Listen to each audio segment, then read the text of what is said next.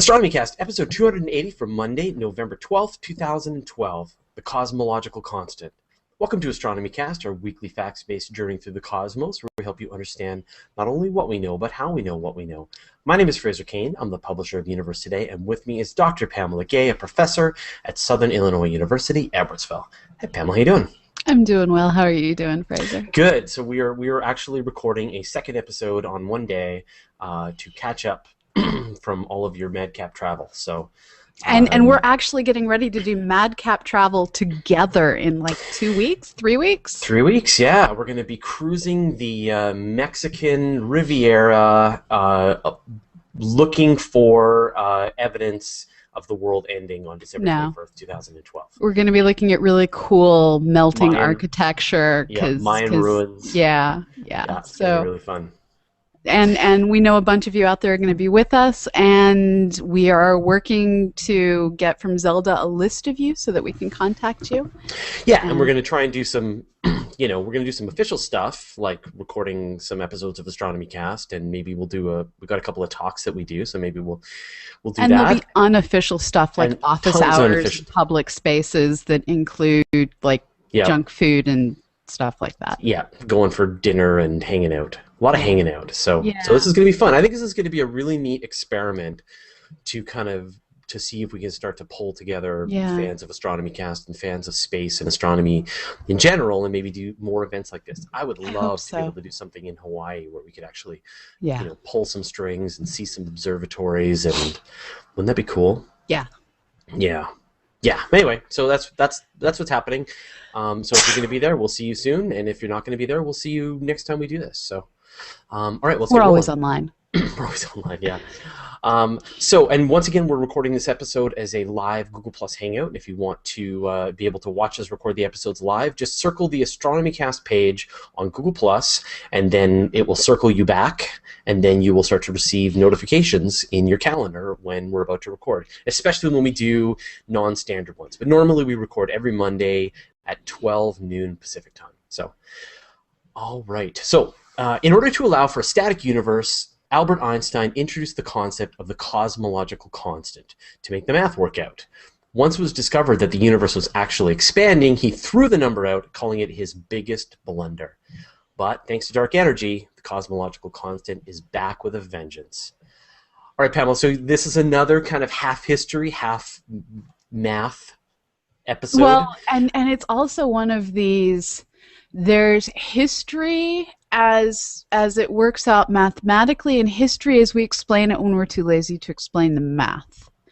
And that's kind of a weird concept, but everyone starts just like you just started with the Einstein created the cosmological constant to make the math work out. Well, that's a great hand-waving statement that says absolutely nothing.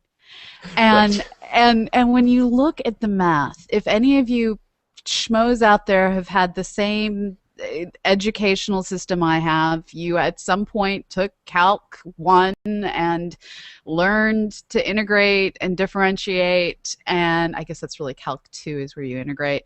And when you integrate an equation in calculus, there's a constant, and it can be anything.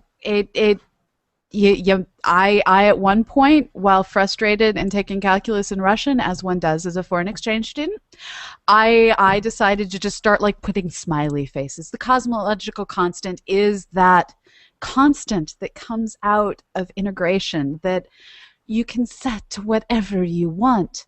And when Einstein originally said it, he was working from the philosophical premise, not the mathematical premise, the philosophical premise that our universe was static.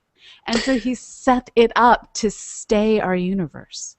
Okay, so what, I guess, when Einstein started to go down this road, what was the generally accepted thinking about what the universe was like? Well, we had two competing confusions. One was there is Olber's paradox, which said when you look up, the sky is dark, kind of stating the obvious. But then the next step of Olber's paradox was stating, well, if our universe is infinite in both size and time, the sky shouldn't be dark because Right. everywhere you look, your view will end in a star. But since the sky is dark, then the universe has to be finite in either time or size or both. And so there was that. We knew that. But then there was also the idea that things are forever, and our universe is static, our universe is unchanging. And it was that philosophical notion that our universe is static and unchanging that led Einstein to think, well, when we look at the universe, we shouldn't see it expanding, we shouldn't see it contracting, we should see it be. Right, but I guess one of the ideas, once you start to understand gravity a little bit, you look out to this universe and Yeah. wonder why all of these galaxies weren't, I guess, starting to clump together with But gravity. why should they? And you're also assuming that they knew what Gravity galaxies were at that sucks. point. But the planets don't fall into the sun. Right, because they're orbiting, the orbit of their orbital velocity And is and balancing out the the gravity. idea is, if our universe is great enough, if our universe is expansive enough, this galaxy over here is pulling on this galaxy. But then there's a galaxy over here, and there's another one up here, and everything is able to swarm. Everything is able to Right, move so that the combined motions lead to no expansion and no contraction. That right. was the belief system.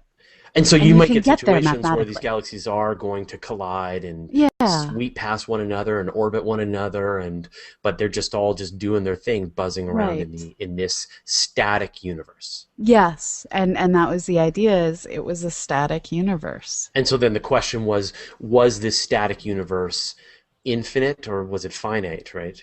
Well, so they knew that somewhere along the line it was finite, and I hate to say this, but it was the age where Christianity, in many ways, when in doubt, resort to the Old Testament, and that works for all the great religions except for Hinduism, actually. And so you got back to that whole Garden of Eden. There's a 0 point in time from which the universe emerges, and that was enough to fix Olber's paradox. So you could have a static universe, Right. spatially infinite, As long as it wasn't finite in infinite in time. time. Right. Right. Right. Okay. So it's, boom, there's a Universe. universe and as long as that there's a certain amount of time for when that happened, then you're not going to get the situation where the entire sky is completely white because there's a Right. star in every in every direction Yeah. at some point. Okay, great. So this is the universe as I guess, cosmologists understood it at that point. Right. So then what changed everything? Well, it basically observing. So it started off, and Einstein, he was the one that came up with the equations. He was the one that used that constant that comes out of integration to stay the universe. But there were other theorists like Lemaitre who said that the universe could be expanding, and it was Hubble working, as we talked about in the last episode, to measure the velocities of galaxies as a function of distance, that figured out our universe is expanding. And this introduced the astronomy that people our age learned in school, which is we live in an expanding universe that, depending on how much stuff is in that expanding universe, is either going to expand forever, is going to basically expand to a stop asymptotically, or crunch in on itself. And those were the only three options that we were given in our textbooks. But then in Yes. 1998, everything changed. Right, but let's go back a bit though, because I think Einstein, I guess, learning Yeah. Hubble's discovery that in fact we live in an expanding universe, he had to throw out. So I guess he had introduced the cosmological constant to support that static universe idea, Right. right? So Right. so so what was Without sort the of the role of that? Yeah. yeah, without the cosmological constant, you have a universe that is quite happily expanding. That's where the math goes naturally. But Really? when you add in the cosmological constant, well, you can set that value to anything you want. So you can stop the universe, you can slow the universe, you can expand the universe. You make it be a negative number and have the universe come back together again. Why not? Sure. I Math just doesn't did. care. Yeah. This is where observing becomes so important. And so it was with the observations. Initially, we had Vesto Slipher noting that more galaxies were moving away from us than moving towards us. Hubble then figured out using Cepheid variables that as a function of distance, objects appeared to be moving faster. Appeared is the key word there. And this matches the idea of an expanding universe. And then it came down to trying to figure out, well, is the universe expanding due to the entire universe at one point was smaller, or is it expanding because new stuff is coming into the universe? So this is basically the question of, do we have a finite amount of stuff that started out smaller, or do we have an increasing amount of stuff over time? And we now know, thanks to observations, that it's that Big Bang notion of finite amount of stuff getting spread out over greater volume over time as the universe expands. But I think that's a really interesting kind of funny anecdote, right? That Einstein had done the math, Yeah. and then had gotten to a conclusion, and his conclusion predicted an expanding universe, and then to constrain it to what was I guess the philosophical expectation for what the universe should be like, he had to throw in a fudge. And then it wasn't a fudge. It was a mathematically allowed constant. I understand, but it wouldn't even have occurred to him if he had known that the universe was expanding. So the fact that he had done it, right, was to kind of go, oh, the math predicts expansion, but we know it's not possible for there to be expansion. Therefore, I'm going to do this thing that the math allows. But this is the point. And then the Hubble announcement comes out, and he goes, oops. Yeah. And then calls it his biggest blunder, which I think is quite an overstatement. Interesting thing. Well, after the fact, as he turns out to be right again, but during the time, I think it was a very humble thing for him to do. You don't get a lot of scientists who just kind of go, oh, my bad, totally wrong. I'm pretty sure he didn't do it instantaneously. But yeah, he was fully willing to say, observation says this, and I need to work. And he worked with so many other great minds in his time. There's this whole group of people who were working to define relativity and cosmology that made huge progress, and he was part of that international dialogue in letters and journal articles and conference proceedings that defined the shape of space and time. Now the problem was that when they were done, they defined a variable system of we don't know. But what was interesting is they only had those three options that we mentioned: the expand forever, expand to a stop, contract in. And they discussed how it was possible that we had multiple geometries of space, and there were certain assumptions made. And when I took cosmology, it was, you can change the geometry, but we're going to assume certain things, and one of those things that we're going to assume is that the rate of expansion is either slowing or stopping or shrinking, but accelerating was not an option that we learned. And in fact, the mathematics is much, much uglier when you make when that becomes reality.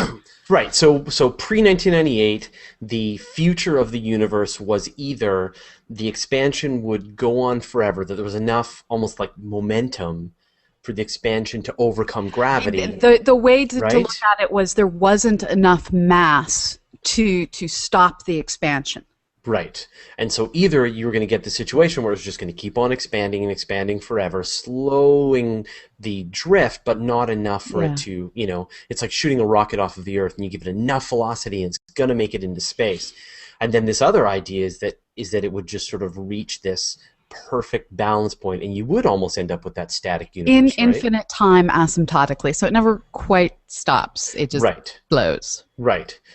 And And then there was the idea that, well, there's tons of mass, way too much Yeah. mass, and you get to this point it would like a rubber band and then snap back down together Yeah. again. Big crunch. And where did most people feel that the evidence was taking them? Well, I mean, we really didn't have it was opinion. I actually remember when I was a grad student, one of our faculty inadvertently led to me having much strife with some of the students that were in both his class and my class, because after teaching there are three ways for the universe to end, he wrote on an exam the question, how do you believe the universe will end? Never use the word believe, just avoid the word believe. And he wanted students, of course, to pick, to decide how did they, if they were able to choose of these three options, how did they want to see the universe end? And of course, when you say the word believe, you're going to get people who believe something other than those three options and are going to happily discuss it.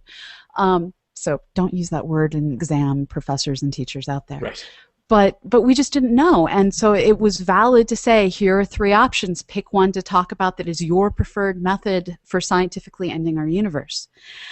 And yeah, that mathematically, the mathematics worked out best if you had a universe that was asymptotically stopping with a linear geometry, fewest variables to deal with, least crying involved in solving the equations, Nice. easiest to program into a computer. Let's Right. go with that one. I like the math, so that's my choice. Yeah. The Yes. math is easy. Okay. So 1998, which is so The recent. math got harder.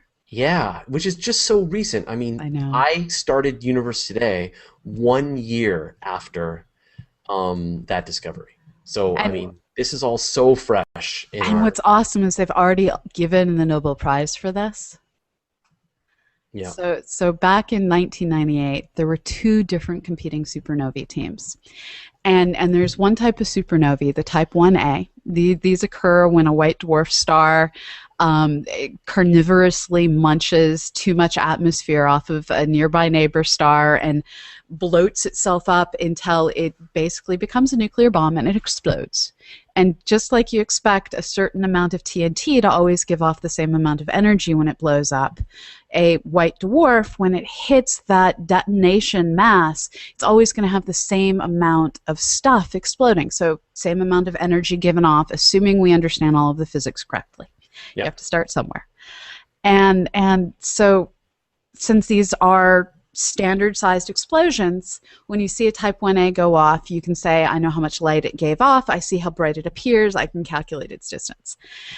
And so there were these two different supernovae teams that were working to measure supernovae to ever greater distances, trying just to measure the expansion rate of the universe. They were just trying to get at the Hubble constant.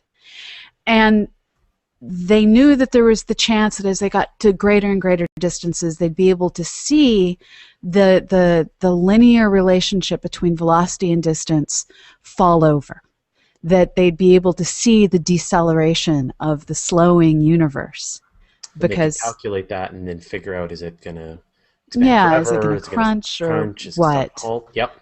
And at the same time, we were working on figuring out the microwave background. There was a lot of research going on. Well, both of these supernovae teams observed and went to publication at similar points in time. They both observed that the universe isn't actually slowing as we anticipated, that the amount of expansion going on per megaparsec isn't shrinking as we get to nearer times, but rather it's growing. And this was the holy expletive of your choice, Batman. The universe is accelerating itself apart. This was not something any of us had been taught to. None of the above. It was a Right. mathematical reality. The equations allowed this to happen, but nothing. We weren't prepared. This was not an option of anyone's choice. And I remember seeing Chris Impey giving a talk at the AAS, and he basically said, "Who ordered this? This makes the math harder. This isn't something we would have chosen." And it was an example of how, if you do good science, if you have solid observational results with sufficiently low error bars, and in this case we had two competing teams with matching results, if you do your science well enough and you present your results concisely and clearly, everyone will follow you down a road of mathematical hell no one wants to go down, because that's the reality of our universe. Yeah, reality bites. Yeah. So right, okay. So then, what does the cosmological constant look like today? Now I know astronomers refer to it as lambda, right? Yeah, that's just the value that Einstein threw into the equation when he did his integration. You need a letter. Lambda was a good one. He picked capital lambda. We use capital lambda today. What does a lambda look like? It's like a little It, upside it down V, isn't it? Kind of. Yeah, it's the letter that they use as an A in the Stargate. I was totally thinking about Stargate. Actually, you're right. So it's the A in Stargate. Perfect. Without the circle, but yeah. Without the circle in it at the top. Yeah. Right. Okay. Right. So that's a lambda. Upside down V. Lambda. Yeah, exactly. And so and the math is complicated, right? So what do you have to Yeah. do with lambda now? Well, it just basically adds extra terms to all of your calculations. So every time you add extra terms, if you've ever had to solve quadratic equations, yeah, you can do it. It's harder to solve a quadratic equation than it is to solve x plus 3 equals 9. Right. So it's still doable. It just takes longer. There's more chewing required to process your equations.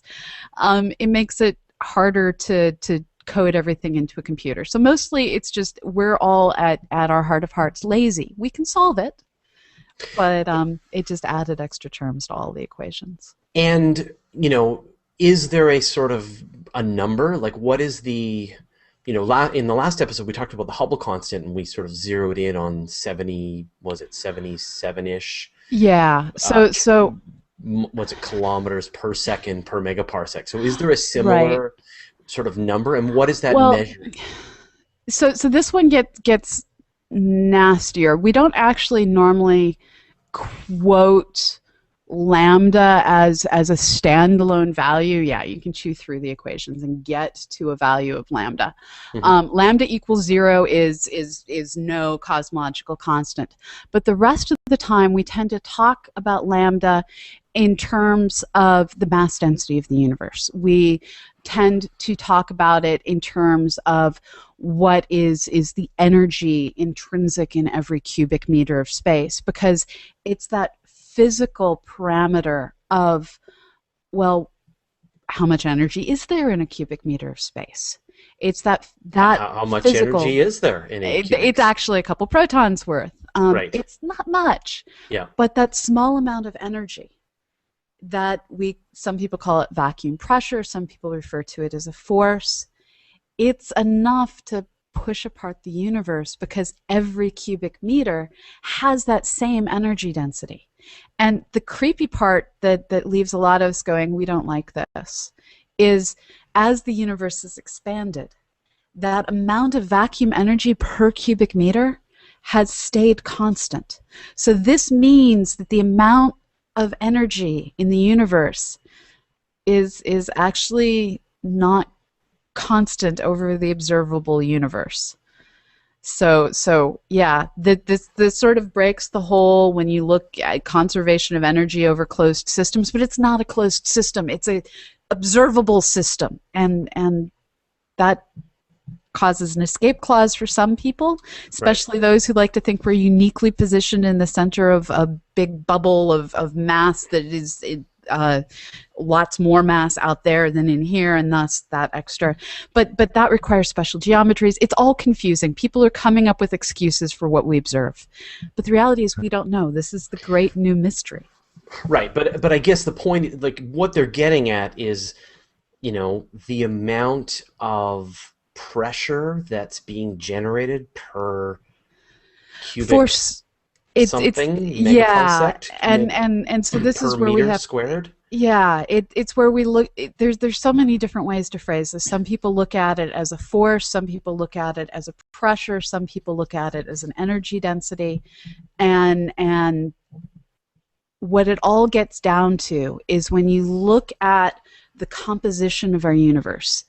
There's the normal stuff, the baryonic matter, which is everything that we see via light, basically, and that's 4.6% of the universe. Then there's all that weird non-baryonic stuff that we call dark matter. This is the stuff that causes the outskirts of galaxies to move faster than anticipated, that causes the velocities of galaxies and clusters to be greater than anticipated. That's 23% of our universe. Now, that's only a small fraction when you add up all of that matter, the baryonic and non-baryonic matter. And everything else, that's the dark matter. That's The dark energy.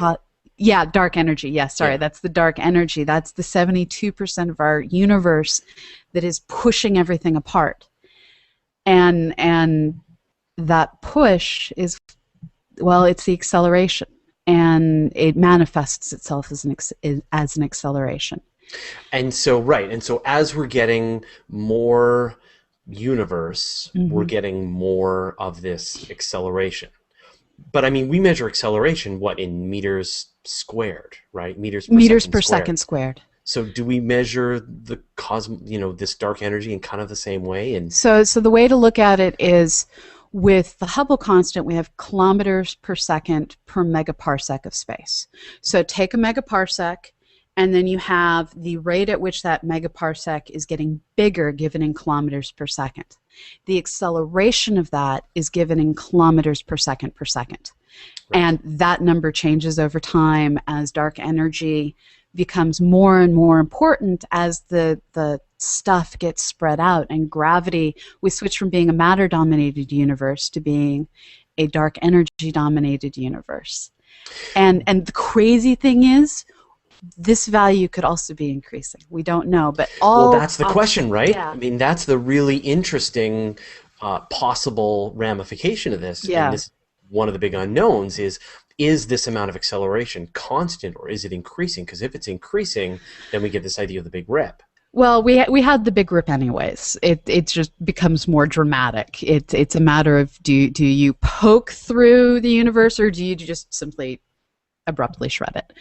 Right. In that we get to, in a distant future, we'll get a situation where the acceleration is so strong that galaxies are starting to get torn apart, and then solar systems are getting torn apart, and then I think pretty much planets are getting torn thinks apart. That everything's going to evaporate and be consumed before that happens, and we're basically going to have proton decay. Hopefully, we're still working on proving proton decay. Yeah. But the universe will simply decay away before anything starts getting shredded. So no one being terrified of this. No scare. Yeah. Trillions of years in the future. But there are. I mean, isn't there a dark matter spacecraft that's actually trying to really hone in on I don't think dark energy, we've right? launched yet. Yeah. There are plans, and the Decadal Survey here in the United States lists as a priority building a mission to try and understand dark energy. But the question is how.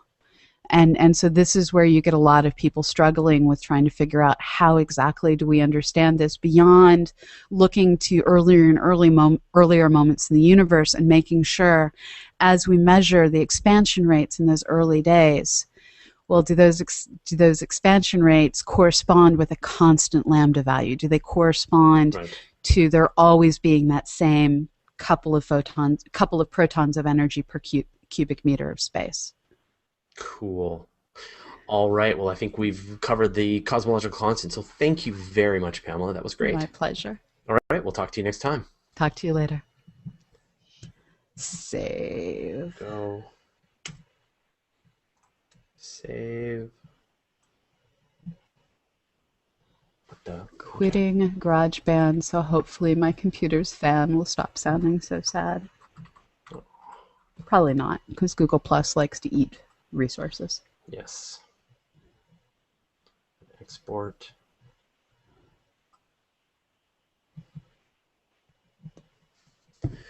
And we are safe. Okay. Cool. So if anyone wants, feel free to post any questions, comments, or feedback. If you're watching this on Google Plus. If you're watching this on the event page, you can just put a comment into the event page. If you're watching this from my feed, you can post a comment there, or if it's been reshared somewhere. If you're watching this on YouTube, you can post a comment there, or with the hashtag AstronomyCast on Twitter, and we will see them all. So you can ask some questions about the cosmological constant, dark energy, or just anything about space and astronomy. And how's your time? I'm doing my inbox will eventually start to cause me to have a slow and steady panic attack. Yeah, okay. But other than that, All right. I'm good. And then just another announcement, which is that I'm going to be doing another show with Emily Lakdawala from the Planetary Society, and we're going to be talking about curiosity. We had planned this before this recent kerfuffle about some earth-shaking discovery that Curiosity has made on Mars. So, but I suspect that's all we're going to be talking about today. So we're going to be pointlessly speculating about what this discovery is, but talking about the instruments, and try to sort of narrow down the kinds of discoveries that could get made, and some of the other recent findings that's happened on Curiosity, because there's been lots of interesting stuff. So that is at 4 o'clock Pacific time, 7 Eastern, and if you do a search for in the events for Curiosity, you should find that event and put it in your calendar, and then you'll speculate with us. All right, so let's get on with some questions.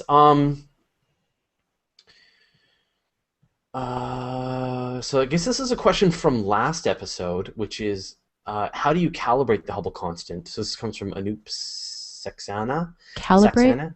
Yeah, how do you calculate? How do they determine the Hubble constant? So it sadly all starts with figuring out the distance to a variable star, hopefully using parallax. So the same way that you can hold your finger out, and I'm going to block out my left eye using my finger in the camera, and when I switch which eyes open, where my finger is relative to my face, and this appears to change for me. Yeah, and you see this. Yeah, and you don't see this happening, of course, when I switch which eye is open, but you can try this experiment for yourself. And so using that technique and using triangles and its basic trig, you can calculate the distance. This is how triangulation and a lot of surveying on the planet Earth is actually done. You can apply it in space, where instead of going from one eye to the other, or going from one part of a survey device to another, you go from, if this is the sun, you go from the Earth over here to the Earth over here, and you measure the distance to something over there using triangles. And so once you have the distance to the Cepheid that way, we know that all Cepheid variable stars that have roughly the same pulsation period and composition have the same amount of light being given off. Once you know how luminous something is, you measure how bright it appears, and then it's, again, basic math to calculate the distance. There we go. Someone asked about the Great Attractor, and there's a couple of people starting to speculate on the Great Attractor. So can you kind of briefly explain what the Great Attractor is? Now, we've done that in a show, but if you do Google search for Astronomy Cast and Great Attractor, we actually did an episode on that, or did an episode on as part of it. I think it was one of our mysteries. What is the Great Attractor? I'm now destroying a plate. It's a paper plate, so no one be upset. Okay, knitting needle just went through. Okay, so I have the galaxy mounted on a ratcheting screwdriver. We are in the disk of a spiral galaxy, and so face on, edge on spiral. When we look out through the universe, just like you can't see my face through the disk of the galaxy, well, if you're inside the galaxy, you also can't see things when you look through the edge. Now, where we're observing from some way midway out through the disk, when we look out, there's this whole region of the universe that's pretty much getting blocked by the dust and stars and other gobbledygook that makes up the Milky Way's disk.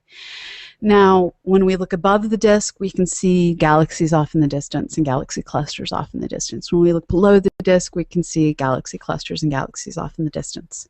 When we look at the bulk motions of these galaxies, what we see is there's a bulk motion of galaxies above and below the disk that appear to be moving towards an object that's knowingly blocked by the disk. So there's something that we can't resolve because there's too much stuff between us and it. There's something out there that we just named the Great Attractor. It is probably just a galaxy cluster. I always like to think of it like when you're out and about and you see a bunch of people crowding around looking at something. You're like in a city or something, Yeah. and they're all looking at something. You don't know what they're looking at, but you know they're looking at something. Yeah, There's something yeah. going on. And so you walk over and you kind of look over the shoulder. Oh, it's a juggler or whatever, right? And so Or it's we a can't. flash mob confusing you. Yeah, exactly. But so we can't see what the thing is that Yeah. that all these galaxies are moving towards, but there seems to be something. So what kind of thing is it? Like a cluster of other galaxies, Yeah. or a big galaxy? So it's probably just a cluster of It's galaxies. probably just a cluster of galaxies. It's Right. probably nothing nearly as exciting as people would like it to be based on the name. Right. A black hole with spaceships flying around it. No. Well, No. I mean, there could be a black hole with spaceships flying around it, but we could have a black hole in our galaxy with spaceships flying around it, and we just don't know it. Black holes come in many sizes, shapes, and varieties, and all galaxies contain black holes. So yeah. So this question comes from Noor on Twitter, actually. What's the size of a parsec compared to an AU or, I guess, or to nearby stars? And would a megaparsec dwarf a galaxy? Yeah, a megaparsec dwarfs a galaxy. This is where Google is great because it does unit conversions. Mm-hmm. And I don't know the AU to light year to megaparsec or parsec off the top of my head. So using Google, which is a source of many great things, you can type in one astronomical unit. I think a light year is like in 400,000 light years. astronomical units ish. One astronomical unit is basically 1.6 I can't even say that word, 10,000th. of a light year. And one light year in astronomical units is 60. So one light year is 63,000 astronomical units. Okay. Yeah, and so we actually talked about this in the last show, that the distance from here to Andromeda, which is about 2.5 million light years away, is about 78% of a megaparsec. Yes. So, a megaparsec is more than the distance from here to Andromeda, which is our closest big galactic neighbor. So there you go. There's some context. And you now know how to do unit conversions in Google. Yeah. Google's amazing for that, and also Wolfram Alpha. You just go in, you type in 1 AU in light years, and then you get the answer. And it works in 1 Google mile. too. Seriously, why do anything more than use your search bar in Chrome or Safari? And it works like with your mobile device by voice too. So I do this all the time now with my Nexus 7. I'm like 42 miles in kilometers, and then it just gives me the answer. It's awesome. And Siri does that too. Siri is lame. So okay. So John Moran says, would the Large Hadron Collider be able to point to any clues to dark energy? So will we get any answers from the LHC about dark energy? It's hard to know. I mean, one of the problems that we're running into is particle physics is something that isn't as understood as we'd like. And so there's some people that try and blame all interesting things in the universe on string theory. And there's some hope that we'll be able to maybe eventually, but so far all the string theories, they don't make any unique predictions. There was some hope, maybe supersymmetry, but supersymmetry isn't shaped. We don't know. It's particle physics is turning a new leaf. I guess yeah. Just to sort of narrow in this question, right? So, is there a situation where dark energy fits inside the standard model of particles, or as you said, with the supersymmetry, which is and so now we've discovered the Higgs boson. All of the classic theories, so the standard model and supersymmetry both predate dark energy. So Right. It's now the let's see what we find. And there are people who've put forward theories, but so far nothing's been Right. proven. And so at some point, some theorist has to work in, the dark and perhaps the particle that is communicating dark energy. I will coin it right now, the dark enertron. Yeah, no, it doesn't work that way. We're not And well, hold looking on. for another Right. baryon.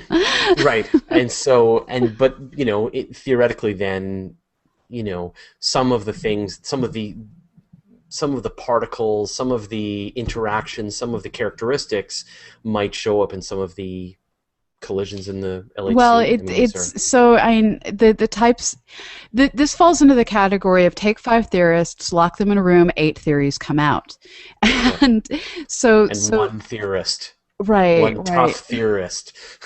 So there are theories out there that vary from you can the decay times vary, the energies of different things vary, and based on what energies we see things at, based on what decay rates we see things at, then X, Y, or Z has increased or decreased probabilities.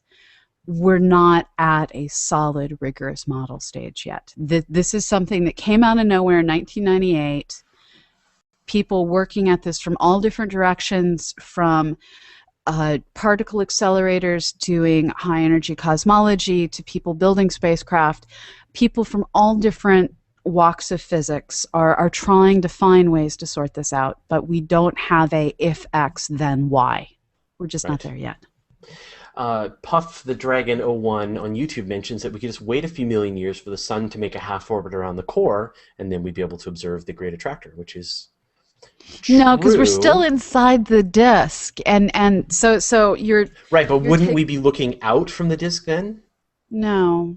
So Right? so here's the disk. Yeah. Finger is where the sun is. Disk still remains a problem because galaxy still pointed at Great Attractor.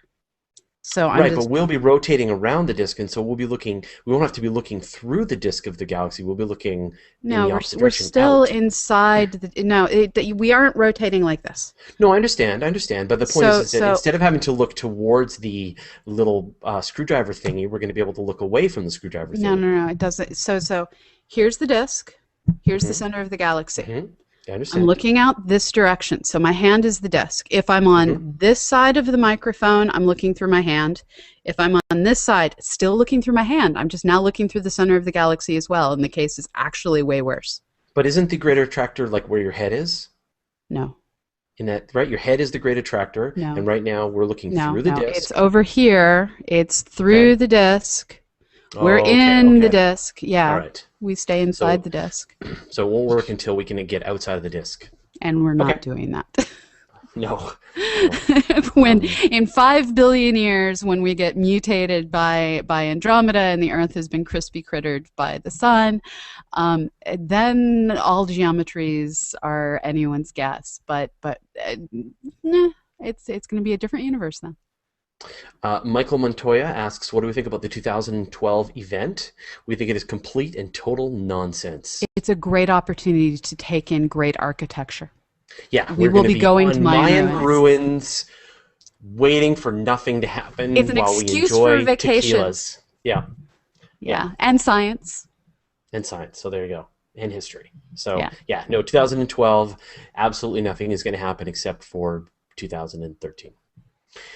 Cool. Okay. Well, I think we got through lots of questions, and we're going to wrap this up. So, just another reminder: we're going to be doing another episode, or not another episode. We're going to be doing this Science Hour at 4 p.m. 2 hours Pacific with from now. me. Yeah, 2 hours from now with me and Emily Lektawala, and we'll be talking about curiosity and discoveries about from the rover. And then tomorrow we're going to be doing one last catch-up episode of Astronomy Cast 281, explosions in space.